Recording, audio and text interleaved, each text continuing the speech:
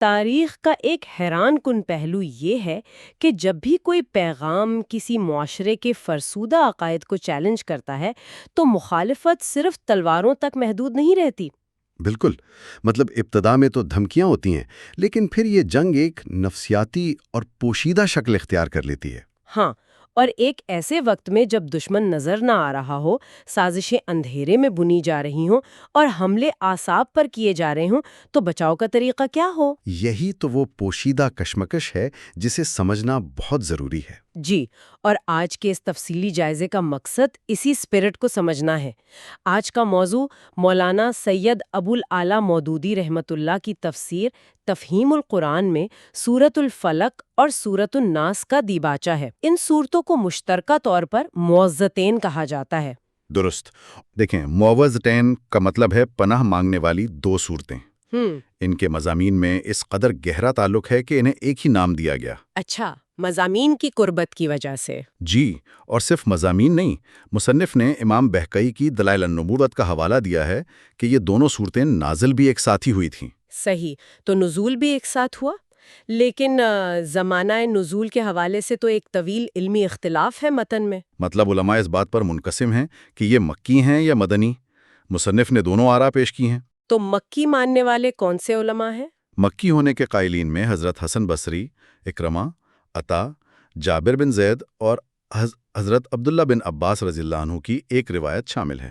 اور دوسری طرف وہ لوگ ہیں جو انہیں مدنی مانتے ہیں؟ جی، جن میں حضرت عبداللہ بن زبیر رضی اللہ عنہ، قتادہ اور خود ابن عباس رضی اللہ عنہ کی ایک دوسری روایت ہے۔ لیکن اگر ہم مدنی ہونے کے دلائل دیکھیں تو وہ کافی ٹھوس لگتے ہیں۔ مسلم اور ترمذی میں حضرت عقبہ بن عامر رضی اللہ عنہ کی ایک حدیث کا ذکر ہے۔ ہاں، وہ فرماتے ہیں کہ رسول اللہ صلی اللہ علیہ وسلم نے فرمایا، آج رات مجھ پر بے مثل آیات نازل ہوئی ہیں۔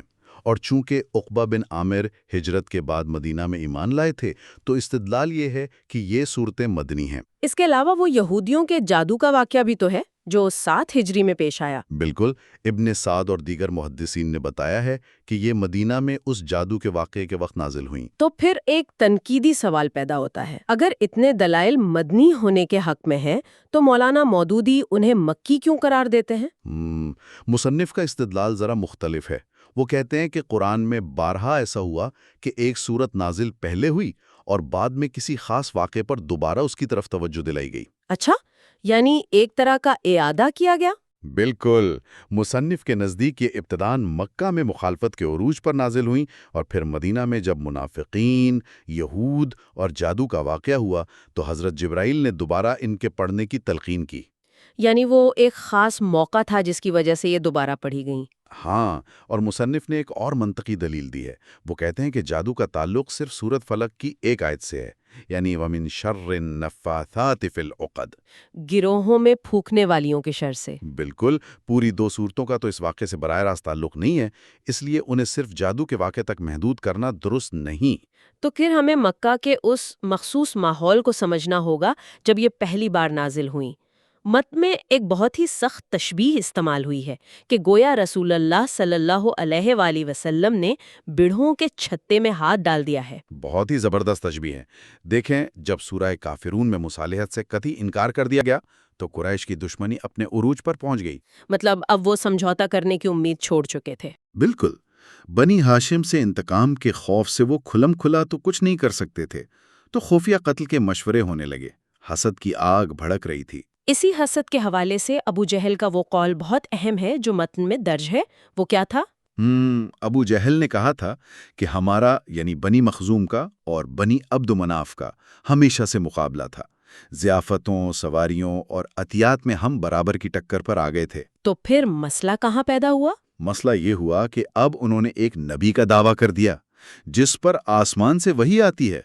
ابو جہل نے قسم کھائی کہ وہ ہرگز اسے نہیں مانے گا۔ یہ قبائلی حسد تھا۔ یہ تو بالکل ویسی ہی صورتحال ہے جیسے حضرت موسیٰ علیہ السلام کے ساتھ فرعون کے دربار میں پیش آئی۔ مصنف نے سورۃ المؤمن اور سورۃ الدخان کا حوالہ بھی دیا ہے۔ ہاں، وہاں انہوں نے فرعون کے مقابلے میں رب کی پناہ مانگی تھی۔ مصنف بتاتے ہیں کہ دونوں مواقع پر پیغمبروں کے پاس مادی طاقت نہیں تھی، صحیح۔ لیکن انہوں نے ظاہری اسباب اور دشمنوں کی سازشوں کو یہ کہہ کر مسترد کر دیا کہ انہوں نے رب کائنات کی پناہ لے لی ہے۔ یہ تو مکہ کا ماحول ہو گیا۔ اب آتے ہیں اس جادو کے مشہور واقعے کی طرف۔ اقلیت پسند ایک بہت بڑا اعتراض اٹھاتے ہیں کہ اگر نبی پر جادو ہو سکتا ہے تو پھر تو شریعت ہی مشتبہ ہو جاتی ہے۔ اور مصنف نے اس کا تفصیلی جواب دیا ہے۔ سب سے پہلے تو اس واقعے کی تاریخی حیثیت دیکھیں۔ بخاری، مسلم سمیت کثیر محدثین نے اسے نقل کیا ہے۔ یعنی یہ تو تواتر کی حد تک ثابت ہے۔ حضرت عائشہ رضی اللہ تعالی عنہا، ابن عباس رضی اللہ عنہ اور زید بن ارقم رضی اللہ عنہ سے۔ جی، واقعہ محرم 7 ہجری کا ہے۔ صلح حدیبیہ کے بعد خیبر کے یہودیوں نے بنی زریق کے جادوگر لبید بن عاصم کو 3 اشرفیاں دیں۔ 3 اشرفیاں؟ اور پھر آپ صلی اللہ علیہ وسلم کے بال کیسے حاصل کیے گئے؟ ایک یہودی خدمتگار لڑکے کے ذریعے آپ صلی اللہ علیہ وسلم کی کنگھی اور بال حاصل کیے گئے۔ پھر جادو کو ایک نر کھجور کے غلاف میں رکھ کر، اچھا، نر کھجور کے غلاف میں؟ ہاں، اور اسے زروان نامی کنویں کی تہہ میں ایک پتھر کے نیچے دبا دیا گیا۔ اسے ذی اروان بھی کہتے ہیں۔ یہ تو واقعہ ہو گیا، لیکن اس کے اثر کی حدود کیا تھیں؟ کیونکہ اصل اعتراض تو یہی ہے نا کہ اثر کہاں تک ہوا۔ یہی اس پوری بحث کا انتہائی اہم نقطہ ہے۔ مصنف کے مطابق اس کا اثر 1 سال تک رہا۔ آخری 40 دن سخت تھے اور آخری 3 دن انتہائی سخت۔ تو کیا اس نے نبوت کو متاثر کیا؟ بالکل نہیں، اثر صرف اور صرف ذاتی زندگی تک محدود تھا۔ مطلب آپ گھلتے جا رہے تھے، بھول چوک ہوتی تھی کہ کوئی کام کیا ہے یا نہیں، ازواج کے پاس گئے ہیں یا نہیں۔ یعنی منصب نبوت، قرآن یا تبلیغ میں کوئی غلطی نہیں ہوئی؟ ایک بھی نہیں، وہ بالکل محفوظ تھا۔ پھر حضور صلی اللہ علیہ وآلہ وسلم کی دعا کے بعد خواب میں 2 فرشتے آئے اور جادو کی جگہ بتائی۔ تو پھر صحابہ کو وہاں بھیجا گیا؟ جی، حضرت علی رضی اللہ عنہ، عمار بن یاسر رضی اللہ عنہ اور دیگر صحابہ کو بھیجا گیا۔ وہاں سے غلاف برآمد ہوا جس میں کنگھی، بالوں کے ساتھ 11 گرہوں والی تانت اور سوئیوں چبھا موم کا پتلا تھا۔ اور علاج کیسے ہوا؟ جبرائیل علیہ السلام نے آ کر معوذتین پڑھنے کو کہا۔ 11 آیات تھیں، ایک ایک آیت پر ایک ایک گرہ کھلتی گئی اور آپ صلی اللہ علیہ وآلہ وسلم مکمل شفایاب ہو گئے۔ اور کیا آپ نے اس جادوگر کو سزا دی؟ نہیں، آپ صلی اللہ علیہ وآلہ وسلم نے لبید کو معاف کر دیا تاکہ لوگوں میں فتنہ نہ بھڑکے۔ یہ ان کا ظرف تھا۔ اچھا، متن میں ایک اور انتہائی حساس علمی بحث ہے حضرت عبداللہ بن مسعود کے حوالے سے۔ کہا جاتا ہے کہ وہ معوذتین کو قرآن کی صورتیں نہیں مانتے تھے۔ ہاں، یہ ایک بہت بڑا اعتراض ہے جو اٹھایا جاتا ہے۔ امام احمد، بزار، طبرانی وغیرہ نے نقل کیا ہے کہ ابن مسعود انہیں اپنے مصحف سے ساقط کر دیتے تھے۔ ساقط کر دیتے تھے؟ تو کیا وہ انہیں پناہ مانگنے کا محض ایک حکم سمجھتے تھے؟ بالکل، اور وہ انہیں نماز میں بھی نہیں پڑھتے تھے۔ اب ظاہر ہے اس سے قرآن کی حفاظت پر سوال اٹھتا ہے۔ تو قرون وسطیٰ کی علماء نے اس کی کیا تعویل کی؟ قاضی ابو بکر باقلانی اور قاضی ایاز نے کہا کہ وہ صرف مصحف میں لکھنے کے منکر تھے، لیکن مصنف اسے درست نہیں مانتے۔ اور کچھ نے تو روایت ہی کو جھوٹا کہہ دیا تھا نا؟ جی، امام نووی، ابن حزم اور رازی نے سرے سے روایت کو جھوٹا کہا، لیکن مصنف اسے بھی غیر علمی قرار دیتے ہیں۔ تو پھر مصنف نے خود کیا ٹھوس دلائل دیے ہیں اس کے خلاف؟ مصنف نے 4 مضبوط دلائل دیے ہیں۔ پہلا یہ کہ بزار کے مطابق ابن مسعود رضی اللہ تعالیٰ عنہ اس رائے میں منفرد تھے۔ دوسرا، حضرت عثمان رضی اللہ تعالیٰ عنہ کے سرکاری مصحف میں یہ صورتیں درج تھیں۔ اور تیسرا، اجماع امت ہوگا یقیناً؟ بالکل، پوری امت کا اجماع ہے۔ اور چوتھی دلیل وہ کثیر احادیث ہیں جن میں حضور صلی اللہ علیہ وآلہ وسلم نے انہیں نماز میں پڑھا۔ حضرت عقبہ بن عامر رضی اللہ تعالیٰ عنہ، معاذ بن جبل رضی اللہ تعالیٰ عنہ، عبداللہ بن عابس اور ام سلمہ کی روایات کا بھی ذکر ہے متن میں۔ بالکل۔ تو سوال یہ پیدا ہوتا ہے کہ ابن مسعود رضی اللہ تعالیٰ عنہ کو اتنی بڑی غلط فہمی کیسے ہوئی؟ ہاں، وہ اتنے بڑے صحابی تھے، وجہ کیا تھی؟ مصنف اسے حضرت ابی بن کعب کی ایک روایت سے واضح کرتے ہیں۔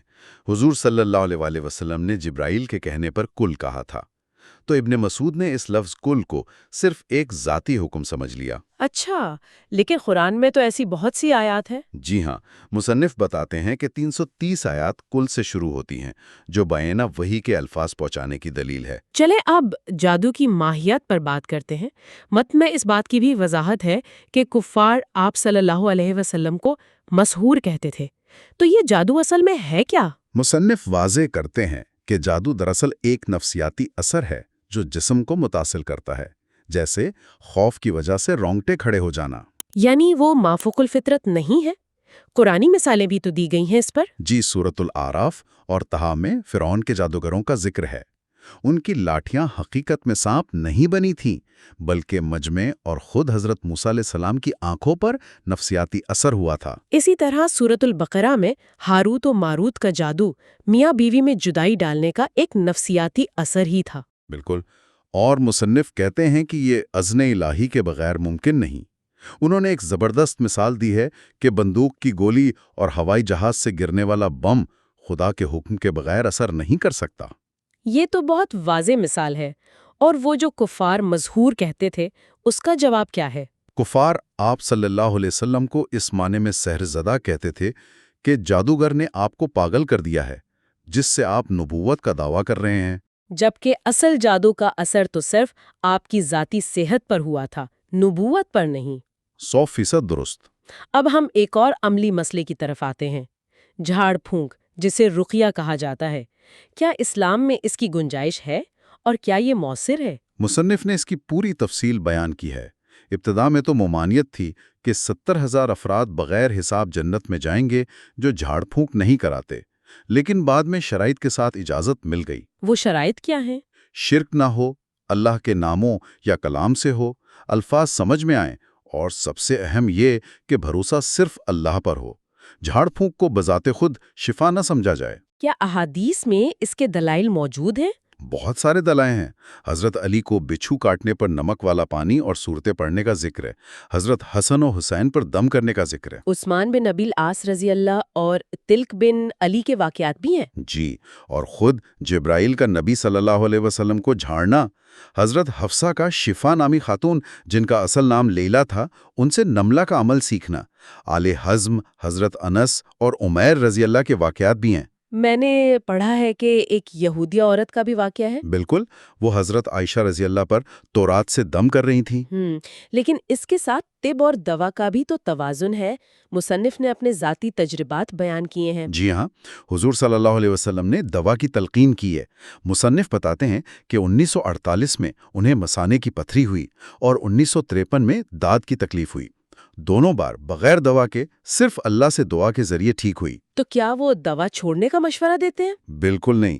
مصنف سختی سے تنبیہ کرتے ہیں کہ دوا کو جان بوجھ کر چھوڑنا اور جھاڑ پھونک کے تجارتی مطب کھولنا درست نہیں۔ تجارتی مطب سے مجھے ابو سعید خدری کا واقعہ یاد آیا، جہاں صحابہ نے علاج کے بدلے 30 بکریاں اجرت لی تھیں۔ کیا اس سے جواز نہیں نکلتا؟ مصنف نے اس کی بڑی عمدہ وضاحت کی ہے۔ عرب کے حالات میں مسافروں کی میزبانی سے انکار دراصل موت کے مترادف تھا، تو اس قبیلے نے جب میزبانی نہ کی تو صحابہ نے بھی علاج سے انکار کر دیا اور پھر اجرت طے کی۔ اور حضور صلی اللہ علیہ وسلم نے اسے حلال قرار دیا تھا۔ جی، لیکن مصنف کہتے ہیں کہ وہ ایک خاص صورتحال تھی، اسے دلیل بنا کر تجارتی مطب کھولنا جائز نہیں ہے۔ اچھا، اب اس پورے جائزے کو سمیٹتے ہوئے مصنف کے اس آخری نقطے کی طرف آتے ہیں جو واقعی بہت بصیرت افروز ہے، سورۃ الفاتحہ اور معوذتین کے درمیان مناسبت کا نقطہ۔ یہ واقعی اس دیواچے کا نچوڑ ہے۔ مصنف بتاتے ہیں کہ قرآنی ترتیب نزولی نہیں بلکہ اللہ کے حکم پر مبنی ہے۔ قرآن کا آغاز سورۃ الفاتحہ سے ہوتا ہے، جہاں بندہ اللہ سے ہدایت یعنی سیدھے راستے کی طلب کرتا ہے۔ بالکل، اور جواب میں اسے پورا قرآن دیا جاتا ہے، اور پھر قرآن کا اختتام معوذتین پر ہوتا ہے۔ تو اس کا مقصد کیا ہے؟ مقصد یہ ہے کہ جب بندہ اس راستے پر چلے گا تو رکاوٹیں آئیں گی، تو وہ ان صورتوں کے ذریعے ہر مخلوق اور فتنے کے شر سے رب الفلق اور رب الناس کی پناہ مانگتا ہے۔ یعنی ہدایت پر قائم رہنے کے لیے پناہ مانگنا کتنا ضروری ہے؟ سننے والوں کے لیے یہ ایک بہت بڑا لمحہ فکریہ ہے کہ ہدایت ملنے کے بعد اس کی حفاظت کے لیے ایک مضبوط ڈھال کی بھی اتنی ہی ضرورت ہوتی ہے۔ بے شک، اور یہی اس تفصیلی جائزے کا سب سے بڑا سبق ہے۔ امید ہے کہ ان صورتوں کا یہ علمی پس منظر اور تاریخی حقائق مطالعے میں اضافے کا باعث بنے ہوں گے۔